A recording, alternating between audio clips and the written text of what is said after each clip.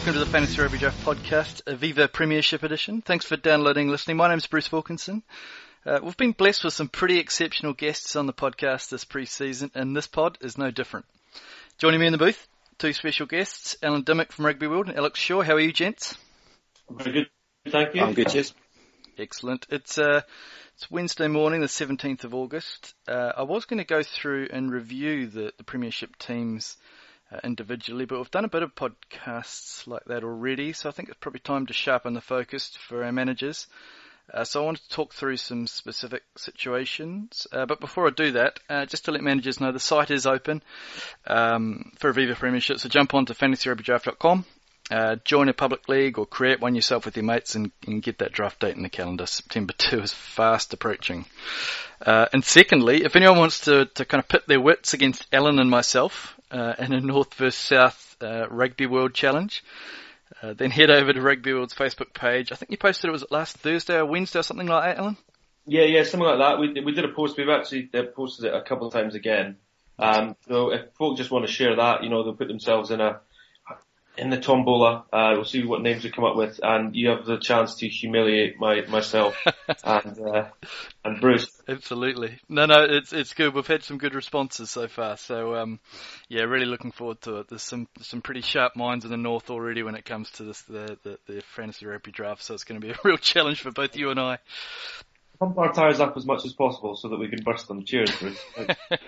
That's the aim. Right, let's get into some specific situations or players. I wanted to talk first of all about the Bath fly half situation. So I think we can all kind of assume that George Ford, whilst he's fit and not away for internationals, he's probably going to be the starting fly half. But who do we think might be the backup there? I mean, I think it's a little bit of a kind of wild card selection, but I think Adam Hastings is in with a real good chance. Just because Reece Priestland is going to be away for the majority of the time that George Ford is away on Wales duty. And in the pre-season friendly that's just gone, Bath actually used Dan Bowden at 12, which is obviously another big kind of position of need for them right now. So it could be that Hastings kind of slips in there. And if they do both slip in there with Bowden at 12 and Hastings at 10 whilst Ford's away and Priestland's away, who might kick out of those two? Well, I think one of the things with Hastings is all-round game. He was a name that I had down as well to bring into the mix. Alex will have watched a lot of him last season playing at the under-20s level, and from a lot of people I've spoken to in Scotland, they'd say he's the real deal. I think the problem with Bowden, and the reason why he might primarily be used at 12 with both of them, is because his game management isn't fantastic. So I think you need that bit of cushion somewhere else with him. I was at the game against Gloucester in Bath last season where the rain was tipping down. It wasn't the best of days, but Dan Bowden had an absolute horror show kicking. I don't know if he has the mentality whether you want to do it. It's actually one of those big areas of concern for Bath. Okay, all right. And with just on Reece Priestland here, I'm hearing something called Gatland law. Now, to me, that sounds like he's just got a little bit of a station, and he's realised that rugby is something significant in Wales and started making a few laws. And I suspect the law is something to do with Brexit and allowing him to stay in the country. Is that right? No, this is something that's been going for quite some time with Gatland. It's about the number of players playing outside of Wales. A lot of people like to put their borders up and say, if you want to play for our country, you have to stay here. Sounds familiar. Sorry? Sounds familiar. Yes, exactly. So it's a system that operates in New Zealand. It's a system that England have used.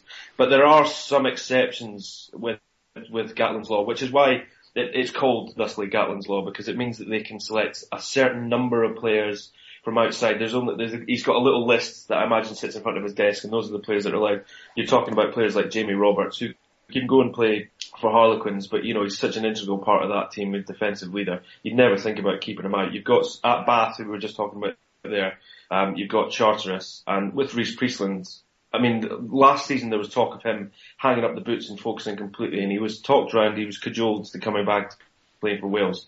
But it's one of those things where Gatland has to weigh up long term who he's willing to bring in. I mean, Talupe Faletau is another one that's at Bath. I mean, half the squad seems to be at Bath. Indeed. So, Alex, you said you would have seen a little bit of Hastings. Is he a young chap, is he? Yeah, he played under 20 rugby for Scotland last year, was exceptional at that level. And as an 18-year-old, he made his debut for Bath last season when Ford and Priestland were both away on Six Nations duty. Right. And he is, I agree with Alan, he is the real deal. I think he'll get a cap for Scotland sooner rather than later. Okay. He's just got a kind of a beautiful all-round game, dangerous runner, good distributor, good kicker. And he puts himself about in defence as well. It's not some young fly halves, that's often a weak area, but not for him. Okay. Bruce, you'll recognise his second name. He's the son of Gavin Hastings. Yeah, I figured it might be. Yeah, the Hastings clan. All right, moving on to other players that have got it all, or he probably thinks of that. Gavin Henson. What do we think of Gavin this year? Because he's at Bristol now, right? Is he going to get a starting position? I'm going to be honest, I didn't see a whole lot of Gavin Henson last year in the Championship. We don't get much of it covered over here. But I think that it's a difficult one because you've got Tusi Pisi coming in, who's done really well for the Sunwolves this year. And you've also got Callum Sheedy, kind of a young academy fly half, who kind of took a prominent role getting them to the playoffs and getting them up to the Premiership last season. That was the story, actually, for a lot of people when Bristol did come up. Was Callum Sheedy was one of these young lads with this, he seemed to have experience beyond his years. People were suddenly looking into his second name, seeing what nationality, who he could play for, did he qualify for Ireland as well, that sort of stuff. And he's one of these players who you think, wow, he's got a real future in front of him. And Tusi Pisi, vast wealth of international experience. He's been through the ringer with the Sunwolves, which is going to help him because Bristol, as the promoted team, will find it very, very tough. And the problem that a lot of people have with the Championship system is that because they have these playoff systems, that when they come up, there's very little time to sign players. The window for them making signings. So they managed to squeeze Tusi Pisi in, but they're going to be up against it for a large part of the season. The problem with Gavin Henson, unfortunately, and I'm sure there are a few people on your list that we'll be talking about later on in the podcast, is reputation can blind people a lot of the time. Now, with Gavin Henson, he's been around for a long time. He's, whatever you think about him, he's obviously a very good career professional. I don't think you're going to be seeing him posting a lot of numbers this year, though. Okay, fair call. And so you'd think that Tusi Pisi or Sheedy would be the starting fly half? Because Sheedy's the second, this is the second time I've heard Sheedy brought up in reference to someone that I might look out for. Yeah, it's an interesting one. I mean, what do you do? I suppose it depends on who you're playing. And certainly Bristol, a large part of what Bristol want to do next year is, because they've got this company that the whole aura of what the owners want to do at Bristol is create Bristol being a sporting city, famous for all its sporting teams buying in together. So home games will certainly be a big thing for them at Ashton Gate. And I think you'd be likely to see Sheedy playing at home, certainly. And having an international backup is a fantastic thing to have. But the other point is how attritional the Premiership is, even compared to the Championship, which can get down and dirty sometimes. It's so attritional that PC will probably, I imagine, see a lot more minutes. Okay, so that's a fairly cloudy situation then, in terms of if anyone wants to draft a fly half from Bristol, you might need to start thinking that's almost a timeshare situation. Perhaps, yeah, it might end up that way. Okay, let's move on to probably one of the more contentious, I guess they're triumphants really, the Slade, Steenson, Devoto triumphant. So I guess the first question is, Steenson will be starting fly half for the majority of the season? You'd imagine so. I mean, top point scorer last season. There's so much to like about Gareth Steenson's game, and also the fact that he's going to be there, rain or shine. Injury permitting, obviously, touch wood, that he's fully fit for the large part of the season. As much as he's talked about how much he'd love to get a call up for Ireland, I can't see Joe Schmidt pushing the boundaries and getting him as one of the few players from outside of Ireland that he'd call in. You just can't see it happening, particularly not at Steenson's age, which means that he's there, he's part of the furniture, and that access you talk about, him and Slade, to have two playmakers in the middle of the park, being able to switch in is a fantastic headache to have for them. So yeah, certainly Steenson and we'll talk later about number 1. But as we posted on Facebook, with our competition to see who can join us, Bruce, you'll have noticed that we picked Gareth Steenson for our team to fit out the blocks. Yep. No, look, it's a decent shout. I think, Alex, you and I have had a bit of a chat on social as well about this. Sounds like you kind of mirror those thoughts. Yeah, I think Steenson's just so reliable at 10. As good as Slade can be at 10, I don't see any reason why Exeter would want to put him there unless there was an injury to Steenson. You know, when Slade does so well at 13 anyway, there's not much of a need for it, I don't think. Okay, so if Steenson gets hit by a bus, are they likely to keep Slade at 12 as the first, or 12, 13 as the first question? And then secondly, if Devoto does go into 10 or someone else goes into 10, is Slade going to be kicking? I'd expect, if Steenson went down, I would expect them to move Slade into 10. Their other kind of 10 coming through is a guy called Will Hooley, who's been with the England age grades before. He's a good player, but not of Slade's caliber right now. So yeah, I would expect Slade to slide into 10. I think Devoto will. The 12 issue is a funny one because they've brought in Ollie Devoto, and I think they've probably sold him on playing time that he'll get at Exeter as opposed to what he was getting at Bath. But they have Sam Hill at 12, who's a very good 12 as well. And Michele Campagnaro, Italy's outside centre, is at 13 as well. So they've just got a lot of kind of versatility. They can change a lot of things around. But I would expect Devoto to probably start at 12. Okay. Interesting. Yeah, with that, because Devoto, it's an incredible young midfield. If Devoto does start at 12, then the question is where they play Hill in the centre. Another young talent that's come through. Exeter seem to have got a monopoly on these young, exciting, versatile players in the middle of the park. But I agree with Alex there. I think Slade, you're nailed on, join in at 10. And the thing is that at least it gives it a bit of consistency. They'll know this by now. That's how they've worked for the last few seasons. They can do that. Devoto can slot in wherever, but it's a nice bit of consistency. And it's with that, you can see Chudley at 9 is a player who's vastly underrated. And you can see how comfortable he is with those two playmakers at 10. It's almost, they've got this psychic link of where to be together. And, as they generate more front foot ball throughout the season, I imagine we'll be talking a lot about who's playing inside these guys rather than at 10 because, it's fairly fixed. We know what's going to happen at fly half there. Okay, well that's a good shout because we have at the moment Slade is listed as a fly half in Rugby Draft, opt to give us the designations of positions. So you effectively can actually handcuff Steenson then with Slade and have him on the bench. The only issue is that you're going to have to overdraft Henry, Slade and Steenson. You're going to have to spend a high draft pick on both of those two if you do want to handcuff the Exeter Chiefs fly half situation. Which is why we kind of dropped Steenson down a little bit. We saw someone go number 1 overall, Henry Slade, which to me is swinging for the fences a little. Yeah, I definitely agree with that. Because he's guaranteed game time, though, isn't he? Yep. No, I think he's guaranteed game time, but you only start one fly half and once you secure that kind of high value fly half, and you're going to have to spend one of your top 3 picks on probably your first round pick, especially if you're going in the first half of the first round. And then I suspect someone's going to pull a trigger, even if they don't have him someone in your league is going to recognise that Henry Slade is on the board in the second round, or maybe the first or third, and pull him. At that point, you want to be grabbing, your big midfielders, or maybe one of those top tier loose forwards, or really want to start bunching up your outside backs. So it's just a really expensive fly half position, as opposed to say the route of Freddie Burns and Owen Williams and Nick Evans and Jackson. That you can get those a little bit cheaper. I'd like to know, if possible, whoever was the person that swung for the fences, as you say, and went for Slade straight out of the blocks. If they can get in touch with us somehow, I want to know who you are because you got some cojones. I know who it is. Oh, do you? Yeah. Is it you? No, it's not me. It's the guy who runs London Irish blog. Very good. Right there. Nice. Is that Henry Slade's dad? Could be. Awesome. Love it. All right. Moving on then to one of my kind of ex-favourite-ish players, Tom Marshall. Is he going to be a Gloucester fullback?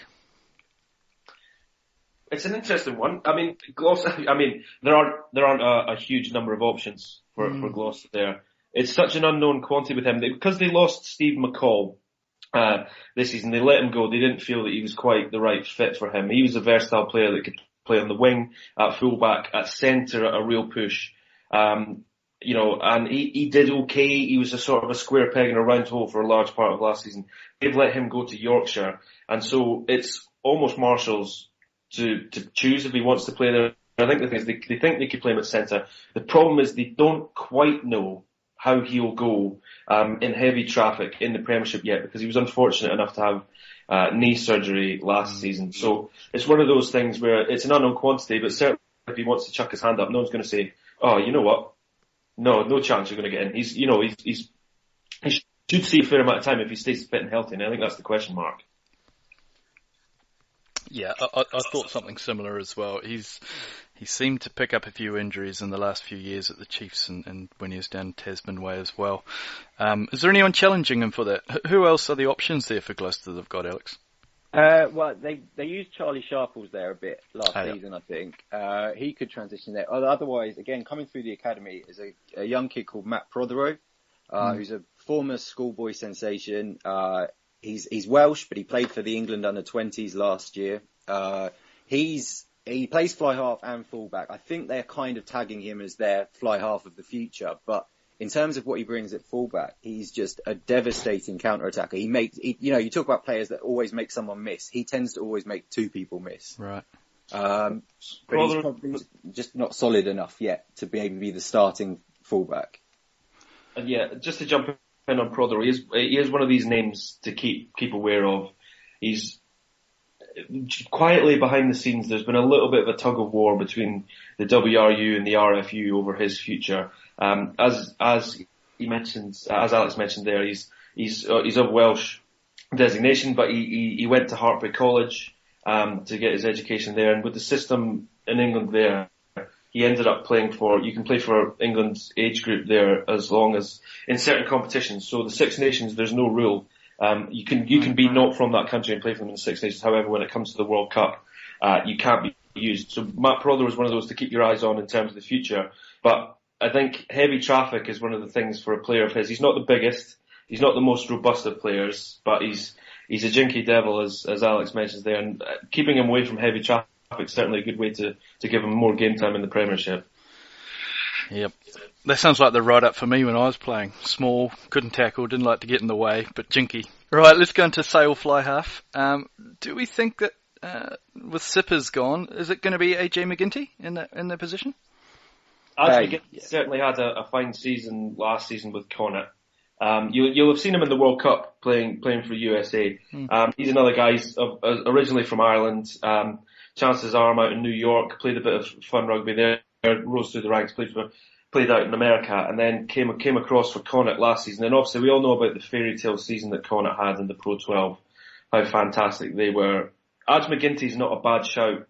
A fly half. He's one of those shrewd signings. He's one of those guys that will knock his pan in. Not quite as deadly accurate as you'd hope from many with the boot, but a fine player, and the sort of guy where Sailor, I suppose you could call Sailor sleeper team. You know, they have incredible ambitions. They want to climb as high as they can. And with players like him, he's just the perfect fit for them. Yeah, we whiffed a little bit on that. We didn't have him ranked very highly, but you park your car in the same garage there, Alex. You think AJ will start?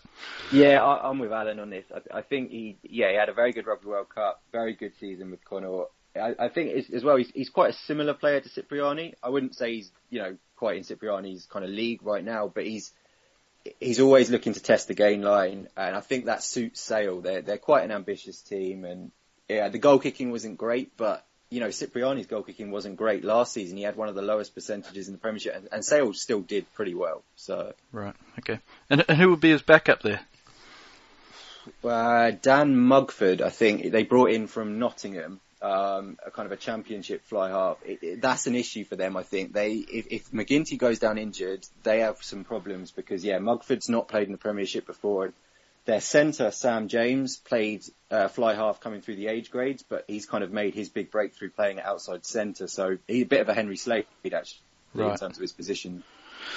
Yeah, and in fact, Bruce, one of the things that you'll want to talk about is the fact that Josh Charnley's coming in. I imagine Alex has got some views on that, him coming in the wing. And they've got guys like Nev Edwards, who had a fine season last season. They've got Haley, or Haley's Comet, because he sort of streaked through the last season. So they have these talented young guys that still seem to collect these sort of guys who are written off at certain stages and sort of, knows that I don't want to prove everyone wrong. I think the big thing is, as Alex alluded to there, is these guys, they're worth a punt if you think that they can get shifting like they have done. Now, Aj McGinty does like to probe the gain line, can be a bit flighty, and it's just whether or not they get that front foot ball is whether these guys will be playing. I mean, Alex, what do you expect from Josh Charnley? I want to say a lot, but I'm kind of tempering that with the fact that we've had some rugby league guys transition over recently, no names mentioned, and it's not gone too well. But I think... Do you think it's different? I know it's an incredible thing to say about a man in his mid-20s, but we've seen Chris Ashton was probably the poster child for how to flip between the two. He was so young when he switched over. Do you think that mid-20s is too late, or do you think that a finisher's a finisher, it doesn't matter? Yeah, I think if you're talking for like a winger who, is just a natural finisher, as you say, it's probably not the hardest transition. You talk about Burgess, you talk about Sonny Bill, Bradford. These guys had to learn a lot of different things. I think for a winger, it's apart from positioning, it's probably the simplest transition, I would think, from league to union. Well, Sale do have previous, so it'll be interesting to see how they go. And who's going to win the hipster title then? Is it going to be Jack Noel or Josh Charnley? Ooh. Depends which grows a better Mauser. I'm gonna throw Max Clark at Bath into that conversation because he's wearing a top knot right now, and that does not look good. What is with the top knots? It was a plague through the NRL about 2 seasons ago. I'll tell you what, watching the Euros football and then these Olympics, it's been top knot crazy. Now maybe it's just a little bit of the green-eyed monster coming from myself, not being able to get close to a top knot, never even been able to tip a back knot. Right there with you. You could probably do it with my back here, but that's about it. Exactly. Alright, so actually just on Josh Charnley before we move on, I believe he's still playing for Wigan. Do we know when he comes into Sale camp? I thought he'd already come over. I thought they'd been trying him out in some kind of local games, local union games, not a high level, kind of semi-pro. Okay. But I might be wrong on that. Sale traditionally play their friendlies against local teams. They try and get their games up. So they played Fylde at the weekend, which is an amateur team up or semi-pro team up there. So that's certainly the sort of environment where you can sort of dip your toe in the water and see how things go. But I'll be honest, I'm not too up to date on Josh's movements, is why I was asking the questions. All right, cool. So I guess for managers who are thinking of Josh Charnley on draft day, just make sure you get that little bit of information before you pull the trigger. Just figure out when he does come into camp. If he is in there, then probably good to go to start, I would say. You think he probably does start over Nev Edwards with Addison and Haley? I'd go the other way. I'd say that he perhaps starts over Addison. Just because Addison's, played a bit of centre. He's been a centre before he moved to the wing. And again, in that pre-season friendly that Alan was talking about, they played him at 13. So they actually had Paolo Adogwu on the wing. So I wonder if that's just something they're thinking about, moving Addison inside to create space for the likes of Charnley or Adogwu. Adogwu looks dangerous proposition. Yeah, he's a hell of a prospect, and just the latest in a growing line of Leicester Academy players leaving Leicester because they want game time, and I think he can get it at Sale this season. Interesting. All right, good chat. I don't suspect many people are going to go into their fantasy rugby draft targeting too many Newcastle players, but that back three's got a bit of value. Sonotti, Hammersley, Gonova?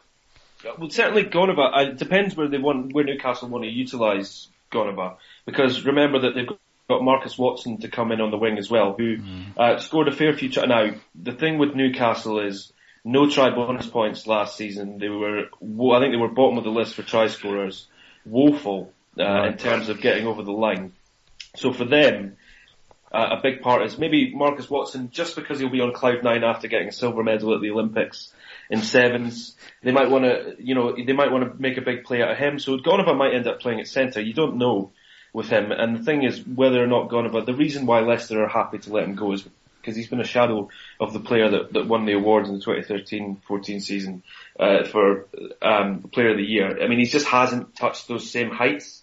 But Sonotti, I mean, I'm sure Alex will agree with me. We could sit back and watch Sonotti play rugby all day long. Oh yeah, he's so much fun just to watch him. You know, he's got everything you want really. He's physical, he can break the tackle, he's quick, he can evade the tackle. The only thing I would say about Newcastle is I have worries about them this season in terms of in the Premiership, but in terms of fantasy rugby, you know, they're playing on an artificial pitch. And Hammersley, I think from deep as well, is going to rack up a lot of metres. I like that. Yeah, that's someone else has mentioned that we've had someone on the pod talk about Hammersley and that plastic pitch, and I think that will factor in. It gets pretty in the middle of January and February. It gets pretty attritional on those pitches, certainly around the Leicester way, and having that plastic pitch is going to make a big difference for those guys. Yeah, I'll tell you what else the plastic pitch might help with is if they can sort out their set piece, and I'm thinking of scrum in particular. If you've got a young guy like Callum Chick picking off the back of a scrum in perfect conditions, you know, we might see Newcastle have got a very good young local reared back row with Will Welsh and Mark Wilson and Chick. It's one of these things where you might see them try to run an awful lot of ball. I just think Alex is right. In terms of the league stuff, it's going to be bloody noses for them for most of the season. They're going to have to dig and spit and snarl and fight their way to get any results. There'll be a lot of bonus points that they'll be going for in tight games. It's whether or not they get the try bonuses. I think that's the thing that a lot of people will be looking at. Right, sure. Okay, let's move on to a player that split the FRD Towers office, Sean Maitland. Alex, I'll come to you first. What do you reckon? Good play, or do you reckon he's just going to be cover for internationals? I think he's a good player, but I think his role will be cover for internationals. I spoke to someone at Saracens a couple of weeks ago, and they said that, you know, Sean Maitland was probably going to be used mainly as a fullback, not as a wing. And I think if you're thinking about him as a fullback, then he's behind Alex Good in the pecking order. And you know, they're not exactly short of a wing or two at Saracens either, with, you know, Chris Ashton, Chris Wiles, and Nathan Earl, who's actually on loan at Canterbury at the moment for the Mitre 10 Cup, but should be back by kind of November time. And he's probably, aside from Mario Itoje, probably the most exciting prospect to come through English rugby, in my opinion, in the last few years. Okay. I agree with Alex on that point on Earl. He's one of those players where I was lucky enough to be in New Zealand for the under-20s final that Mario Itoje captained England to victory against South Africa under-20s. And Earl was one of those players for the entirety of that tournament, just set things alight. People obviously gravitated towards Itoje. And he is a bit of a lightning rod for the England national team at the moment. He's just one of those players who's going from strength to strength. Earl's one of those where they've sort of handled him with kid gloves. They've used him and Mike Ellery a lot for their backup team. I remember going to the HAC, which is the Royal Artillery Club in the centre of London. They were playing against the Army. It was just one of these one-off games where they just wanted to give people a run out. And Earl was the standout player on the pitch. It's just whether or not they feed them in. But there is one guy on the wing that I haven't mentioned, and I've noticed that you've not got him on your list, Bruce, is Sevenica Ravaka, who has played for Fiji, is now coming in with an Olympic gold medal round his neck. He is a guy who has been blessed with all the natural attributes. He's Olympic fit. And he's one of those guys, when they choose to introduce him, if they do, he has all the weapons in his arsenal to blow everyone away and make sure that he's got one of those wing berths opposite Chris Ashton. Okay, good shout. Very good. I like that. So we think that Alex Good is... How much time is he going to spend away? Because it sounds like they want to go Mike Brown, or they're going to go with Mike Brown still. Does he strip, or does he get released out of the England squad, Alex Good? I think they'll probably retain him, I would imagine, just because they've liked him on the bench as a 15 that can also cover 10. I think the question could be, it wouldn't surprise me if it's a toss-up between Slade and Good as to who is that versatile back that they keep. Sure. But I can't see him not. I imagine he will miss a fair amount of games this year. And just because the new agreement between PRL and the RFU means that players are actually going to miss 1 or 2 extra Premiership games than they would have last year, because Eddie Jones gets to keep them in camp together longer before the tournaments begin. Sure. Okay, all right. Let's move on to someone else who's coming into the Premiership, Skulkberger. He's played a lot of rugby over the last 18 months. How do we think Skulk's going to go? And certainly, I guess, from a fantasy rugby draft perspective as well. I think the thing here is that you can call Saracens the culture club because everyone makes a play of how well they look after players. And if you've got a man as experienced and, let's be honest, historically battered as Skulkberger is, Saracens' rotation policy is the killer with this one. Because, you know, he might get minutes, you might see a lot of action off the bench. He's a great head to have around training. And they make a big play of having these guys around the club and talking to businesses and talking to younger players and that sort of thing. But I don't imagine you're going to see him week in, week out. Okay. All right. Yep. Okay. That makes sense. Alex, is that how you kind of see it too?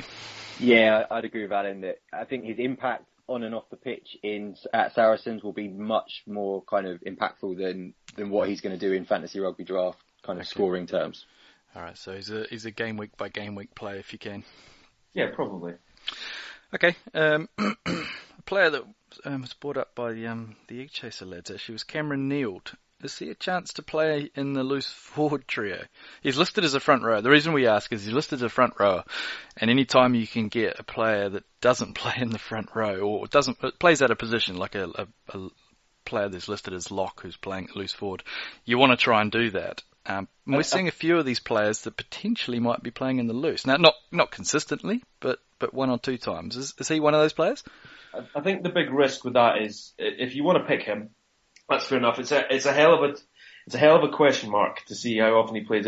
I mean, for example, you get sometimes when you watch games in the Premiership, there are eye-catching moments that stick with you. Harry Thacker's performance last season for Leicester when he played on the blind side, and people were saying, "Oh my God, this guy could be a 7. He could go on and play you consistently on the back row. Oh, and what a line he's running. Oh, and he can scrummage as well." Now that's one of those things which looked great. If you ask him what he wants to do with his future, I imagine his long-term plans are at front row. I think it's the same with Neild, and as it will be so attritional for them, and certainly the way that Sale play, it'll be one of those we say it's a nice novelty to have. I don't know if you'd be racking up the points, because how unpredictable is that?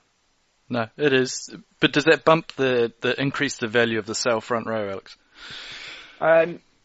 Possibly. I don't think this. I think the Sale front row is a good investment anyway, because they had one of the most successful scrums in the Premiership last season. I mean, I don't think that's going to add a lot to the scoring, but you know, Ross Harrison, their loose head, he loves a burrow over from 2-3 metres out. Brian Mujati's the same. You know, I think there's some decent potential there. And yeah, if Neild gets the odd game at 6, and he's going to be counting towards your Sale front row score, or does it not work that way? No, it does. Yep. All right. Well, then, yeah, I'd have Sale front row pretty high, maybe just behind Leicester's. Okay. All right. Good chat. There's an interesting point there actually. Whilst we're on the front rows, is I've noticed that you've ranked Leicester's front row ahead of Saracens' front row. I was just wondering what your thinking was behind that, because I've still got flashbacks of last season where Saracens got 3 penalty tries against Leicester from the scrum. Sure. Yeah, two reasons. Thacker, as you've the aforementioned, he had 12.5 points per 80 minutes, and Ellis Genge. Those two racked up a lot of points. He was 13.9, Ellis Genge. So that's the primary reason why we put him up there. Now, penalties, that does knock you down, but it seems that if you've got a running like a Dane Coles or a Malcolm Marks or someone like that, it makes a big difference. Yeah. Certainly, I just was interested to find the thing, because Harry Thacker's an interesting one, and I'll tell you what, Ellis Genge, that was almost a cameo that he had last season. Right. So it'll be interesting to see what he does with a full term under his belt. You know, there's a lot of chatter. Certainly here at Rugby World, we've been talking about him an awful lot recently, and just the potential he has. And even now, the thing with him as well is that will he be swept up and taken away by England? a lot more because a lot of people were very impressed with him on the summer tour. Certainly they're madly in love with him at Leicester. He's an interesting one. Who knows? With his potential, the sky's the limit. Okay, alright. Cool. Saracens halfback.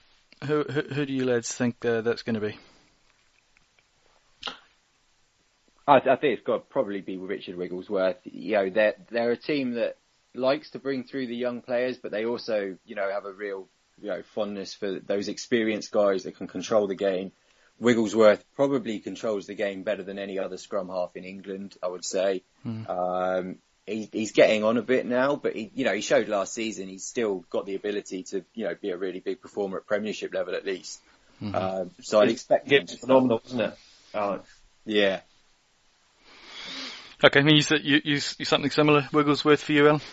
Yeah, I certainly think so. I mean, Ben Spencer's one of these guys that they like at Saracens who can come in and do a job, a nice little rotation. I mean, hey, that's the reason why Neil de Kock has had such a long career with Saracens, because they use people. It's that rotation policy that we talked about before. But Wigglesworth, if you've got a crunch tie, he's the guy that they're going to call up because he's just so reliable. Sure. The only thing I'd say with the Saracens kind of halfbacks is, Spencer should be the number 2 guy, but also, another name to watch out for is Henry Taylor, who's a really, really good player who's just not had the opportunities yet because of Neil de Kock. Now that de Kock's retired, might see Taylor kind of get some games in maybe the Anglo-Welsh Cup to start off, but once he gets those opportunities to show his abilities, I wouldn't be surprised to see him get some game time as well. All right, good shit. It sounds a little bit like you're really going to need to be on top of your managerial skills if you've got Saracens players. They tend to do a lot of rotation, and obviously with the success they've got, there's a few players that could get sucked into international duty as well. So you're going to have to be on top of your game. Well, yeah, absolutely. They've got 7 guys in that EPS, so at any given time you could see half your team disappear from Saracens. Right. Yeah, maximise those 6 bench spots. Or we may actually have to start thinking about increasing that bench spot at some point in time. Not this season, though. Right, let's move on to a name that I found very, very interesting that Wasps signed. Willie le Roux. First of all, I guess get your take on why they signed him, I guess ultimately is the question, when they've just spent a hell of a lot of money on a couple of other players and not too dissimilar position. Well, the thing with Willie le Roux is, and I would think what you're alluding to there is the fact that they've got versatile Curtly Beale, out with long-term injury, but he'll be there, willing to play in a certain way. I imagine you're also alluding to the fact that Christian Wade is not the biggest of lads, very evasive, very exciting, perhaps some question marks going back. The Wasps, certainly Wasps Flyers, there'll be a few question marks about high balls with them. As we saw recently in the summer tours, Willie le Roux can fall foul of a high ball. The thing with him is, again, it's a question mark when he comes into camp. So the Rugby Championship squads have been named, and with Willie le Roux and JP Peterson, who's just signed for Leicester Tigers, they haven't been selected, but the coaches have said that they needed a rest. They played an awful lot of rugby. They've just signed for teams abroad, but they're prepared to bring them in. So he's basically sitting, looking at the phone, going, when am I going to get called into the squad? If he's going to get called into the squad, which isn't a situation that's conducive to bedding into your new team very quickly. Yeah, no, agreed. I assume we think he's going to start over Rob Miller, Alex? I wouldn't go that far right now, just because of what we've seen. 2015 and 2016, Willie le Roux has been, well short of what we saw in 2014. It has. He's obviously got a whole season in Japan to get through first, so he's got to get through that unscathed. Rob Miller could be one of the best fullbacks in the Premiership, performance-wise, over the first half of the season, and then it's going to make it really difficult for le Roux to get in. But I think, if you're investing that much money in him, I'm sure they're going to utilise him. But I don't think he's a guaranteed starter, especially not straight off the bat. Yeah, it's interesting. Sorry, go on, Alan. And investments like these, and you have to treat them as investments. It's a horrible thing to say, but for now, the way modern rugby is going, certainly in the Northern Hemisphere, is that these guys are sort of franchise players. They're assets. That's a long-term event. They're not going to be looking to just a flash in the pan one season and he's gone. So if they can get any longevity out of it, they don't need to rush him. Wasps play in a style of rugby that suits a player like Rob Miller, that suits that sort of off-the-cuff attacking action. And it's the sort of thing where you could say he can bed in, and now that's a style that he likes to play, so I'm sure it wouldn't take much of a bedding in period. But why rush him? There's absolutely no need to rush him, particularly if a test coach is saying, oh, he's got a lot of minutes under his belt, and he's not in the form that he needs to be. You don't need, you can treat it with kid gloves almost. And Rob Miller is a name that it isn't on anyone in the Southern Hemisphere's radar. He's not one of those big names. He's not one of those international players that you see in autumn or in the internationals. But he sounds like, and I know I've seen quite a bit of him personally, but he sounds like he looks pretty dangerous, and he looks like he's archetypal kind of fantasy rugby draft player that you want. Yeah, I think so. I think he's a potential guy that can score big, particularly like I said, that first half of the season. Curtly Beale's going to be injured. Willie LaRue won't have arrived yet from Japan. Rob Miller should be the starting fullback. And, playing on the shoulders of Christian Wade, Frank Halai, that's just I think he will rack up meters, clean breaks, defenders beats and all those kind of things. Yeah, nice. And Alan, you mentioned Christian Wade. So there's two schools of thought with Christian Wade, right? So there's a school of thought which was he scored half of his tries in one game last season. So, that's great if you had him for that game, but for the other games he was average, middle of the road outside back. Or the other side, which is he's just got a massive investment in the rest of his back line. He now is going to be that step above, and he's at that prime of his career to really push on. Which kind of camp do you fall in? I suppose if I'm going to be glass half full, I'd like to, try and be positive as often as possible. With him, you'd like to think that he could raise his game, because you're right, he's one of these highlight reel players where actually when you watch the highlight reel and you go, right, I wonder what the rest of his game was like, there wasn't much else. And it's been like that for a few years with him. It's certainly incredibly exciting, and that's the reason why people were saying, oh, maybe he should have been in contention for the GB7s. Now, that's a whole other debate, and it's certainly something we've just got talked round and round about here in the office about that. But, looking at the positive of his game, hey, let's hope that it knocks him up a notch. Because, with his size and with his abilities in defence, there's always going to be question marks. He's one of those where if you pick him on a flyer, and you say, he is capable of that one game. But he's incredibly exciting. I don't know. Question for Alex here. Do you find Christian Wade frustrating or just pure entertainment? Can I say both? I think he, in terms of a fantasy rugby draft, I think he's a brilliant player to have, because I think, he's going to, clean breaks, meters, all those things, and tries. He'll deliver in all of them.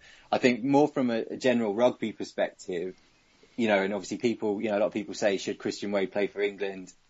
I think he does offer you more positives in attack than he costs you negatives in defence. But I would not be confident with a high ball going to, you've got a Nemani Ndolo running down your wing, and it's a high ball competition. I think there are definite areas where he would perhaps get shown up in say Test rugby, for example. But the hope will be that he can get one-on-ones. I mean, there are few players as effective with him with a bit of space and a one-on-one. That's what you want, and you'd hope that if Wasps, with all this investment that they've made, for all the experience that they've had in Europe and in the league, that the team would be that little bit more experienced. They'd be able to manufacture that. And I suppose a lot of it actually comes down to that Cipriani factor that we're talking about. Danny Cipriani, you've got him third on your list as fly half. I mean, I'm sure that we'll talk round and round in comment sections at the bottom of articles. Will tell us that he should be playing for England, and why is he not playing for England? But the thing is that he will have a lot of minutes for Wasps. Yep. And he is that playmaker, and he's so close to the gain line when he attacks. You wonder if he'll be able to manufacture that little bit more room for Wade. And if that does happen and the stars align, I tell you what, you'll be racking up points for your fantasy team, because if he doesn't score, he'll at least be making breaks. Yeah, okay. So let me throw, and I'm glad you brought that up. So we've got Christian Wade as our number 8 outside back. Sing out if you would prefer to have Christian Wade over any of these players. Vianu, Rocco Dunguni, Alex Good. Yeah, I'd take him over Good. You would? Yeah. And that's because of the England? Yeah, just because of that. Okay, Peter Beetham? Ooh, yeah. For the pure entertainment value, but Peter Beetham's safe as houses. Sure. Bryce Heem? Ooh, I'll tell you what, Bryce Heem is one of those guys who is incredible. I'm being incredibly selfish and talking about entertainment. Bryce Heem is one of those players that I've got down as someone that you need to keep an eye on next season, because he showed glimpses of it. I mean, with the chaos that Worcester have had, losing their coach, and a lot of talk about what their long-term planning is and that sort of thing, it might not be the most harmonious of terms for Worcester. In fact, Alex wrote a piece for us the other week suggesting perhaps that Stuart Lancaster would be a good fit for Worcester. Bryce Heem, I don't know whether he'll have the space, so you definitely pick him ahead of Bryce Heem, but he's one to keep an eye on. And what about JP Peterson coming in? I like that move. I think he's going to finish off a lot of things for Leicester this season. I've always rated Peterson. I think he's a great finisher. I think he's really solid in defence as well, which I think gets underappreciated. Mm-hmm. And with that backline working with Aaron Major and how good they looked last season in Major's first season as the kind of head coach, running the attack, I think they're going to do even better this year. And, with Matt Tamura inside centre, that backline, I think, will really get going. Okay, yeah, no, that's cool. It's nice to get a balanced view on not just outside the FRD towers of our outside backs. We've got some shuffling to do a little bit there, it looks like. But those rankings were done quite early. Okay, let's get into the rankings now. So they're up on the site.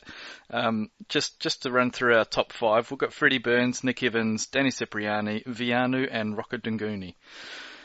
I asked you guys to have a look at the list. If there's any one that we have on the list you think is we just need to be shot, or players that are a little bit too low. And also bear in mind that a lot of your league mates are probably going to be listening to this, so you can throw a few seeds in there just to throw them off the scent. Well, I think if you're looking at, so I mentioned the scrum and why I think that possibly Leicester are a little bit too high, but obviously you've given us the reasons for that. But I think there are quite a few unknowns in there. So you've got Louis Picamole at 18. I'll be honest with you. I respect him as a player. Fantastic to see someone from France coming over. We've seen him play Test rugby. He's an absolute bulldozer when he gets going. But he's such an unknown quantity for me. I honestly don't know how he's going to take to the Premiership. Glass half full, you'd expect him to go good guns. It's just such a question mark with him. Whereas we've got a player now racking up fantasy points. I don't think he's ever going to be making lots of breaks, but Don Armand at 58 is a player that I would probably have a little bit higher, particularly as he's listed as a lock here. Playing a lot of minutes at loose forward, he should get a fair few touches on the ball. His tackle stats should be impressive as well. I see a bit off kilter with that. Yeah, Louis Picamole is an interesting one because that is a 100% just going on the name and the class and the talent. How he will adapt to Aviva and what he'll do, we weren't sure. We just went with the talent overall. But if you wanted to go on actual statistics and someone who's done it before, that tier of Nathan Hughes and Billy Vanapola is probably where you want to go for loose forward after all said and done. Yeah, I mean, Nathan Hughes is a player who, particularly now he's got the carrot in front of him of he's qualified to be able to play for England, to put in the EBS. He's got a lot to prove now, and it's certainly Billy Vanapola. It'll be interesting to see how those two go head to head, because a lot of people have already chalked it up as a straight shootout between the two of them. He could have the season of his life, Nathan Hughes. Yeah, indeed, and I assume he's going to cover Haskell low at some point. But the point being, I guess, for loose forwards is that a lot of these loose forwards are going to be away for internationals, but they are that much better than the next tier down below them. There's 4 or 5 of them there that you do want to be able to have in your team, because they will be difference makers week on, week out. So I think even if you did know that Nathan Hughes was going to come in and cover for Haskell, then you'd probably do that anyway. I would say that one loose forward that I think is quite low and could go up, Josh Bowman at 59. I think he's a guy that plays very like Nathan Hughes, and Sale love to drop him deep so he gets a lot of kind of clean air to run into. So again, easy meters, I think, for him as well. That's the second podcast in a row that we've heard Josh Beaumont's name, so we're certainly going to have to readdress that one. That's a great shout. And what about the top three that we've put in there? Our reasoning behind Burns, Evans, and Cipriani, they were fairly safe and fairly nailed on to be that fly half for the majority of the season. Let's set aside injury for a while. We can't really predict too much about injuries, and that they had fairly clear backup situations. Certainly in Burns and Evans, that you didn't have to spend that high pick. Now, someone's going to draft Jimmy Gopperth fairly highly, so Cipriani is probably a little bit of an exception, and that you're going to have to pay a little bit more to get that Wasps fly half position. But Burns and Evans, are they roughly in the right areas for you guys? I disagree a little bit on Freddie Burns. I think Freddie Burns, is the number one fly half at Leicester, and presuming he stays fit and stays in form, he should keep it. But I think the gap between him and Owen Williams, the backup at Leicester, I think that's probably smaller than it is with most fly halves and their backups in the Premiership, with the exception perhaps, being Cipriani and Gopperth. Interesting. Okay. All right, so if you really were looking at safety, it's probably Nick Evans there over Freddie Burns. It's an interesting one. We weren't too sure of the gap between the two there. Okay, is there anyone else on any sleepers on this list that you wanted to pull out that a little bit away from what rankings we have here? Because it's quite difficult for players coming in as well. We want to make sure that we emphasise that you do your own rankings, because a lot of these will be potentially wildly different, especially when you start getting down into the bigger numbers. Make your own rankings and make sure that you have them on the site, or have them with you when you go onto the site, when you're drafting, when you're down the pub, wherever it might be. Because at any one point in time, you need to know, what your highest fly half is on the board, or what your next outside back is, because stuff changes so much. And people do use these rankings as a base, and we try and get as robust as we can and get as many opinions into these rankings as possible.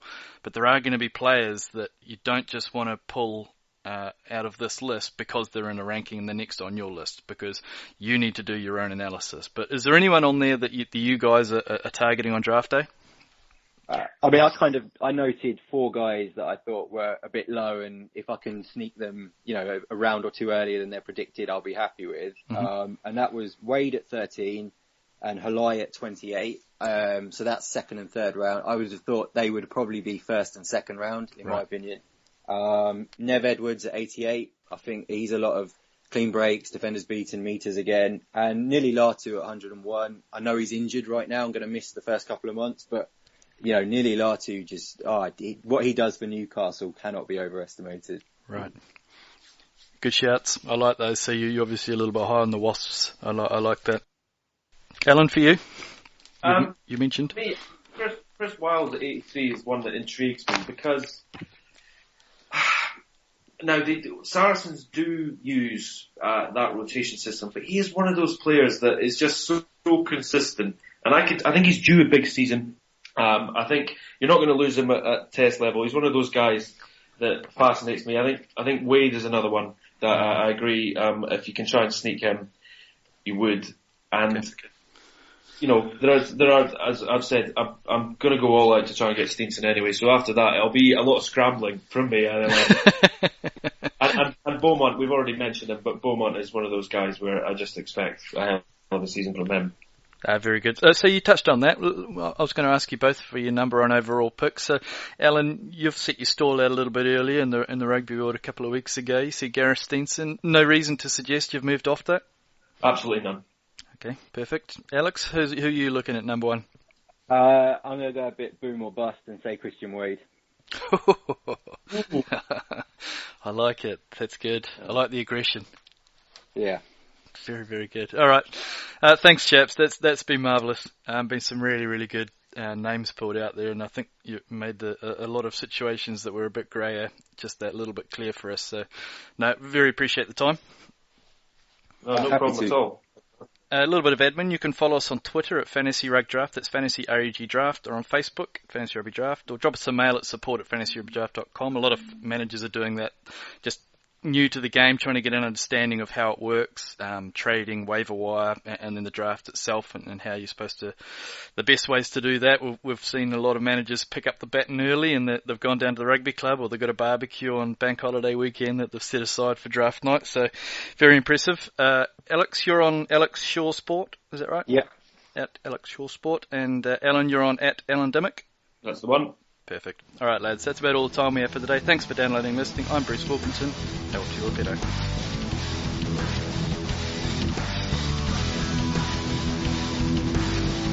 What a bust here by Christian Cullen. Plenty of support, and what a dummy!